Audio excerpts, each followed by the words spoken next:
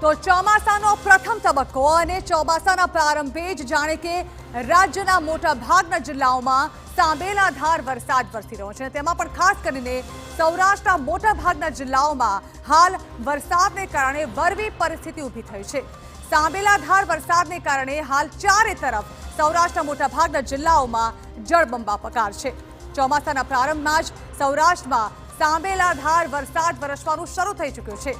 ગઈકાલથી ભાવનગર તેમજ અમરેલી જેવા જિલ્લાઓમાં જાણે કે મેઘતાંડવ જોવા મળ્યું। સાથે જ સુરેન્દ્રનગર અને બોટાદમાં પણ મેઘતાંડવ જેવી પરિસ્થિતિ સર્જાઈ।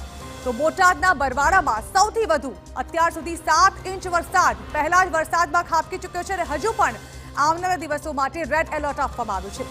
સુરેન્દ્રનગરના સાયલામાં 6.30 ઇંચ વરસાદ વરસ્યો છે, જ્યારે કે બોટાદમાં 5.43 ઇંચ વરસાદ વરસ્યો છે। ચારે તરફ માત્ર પાણી જ પાણી છે।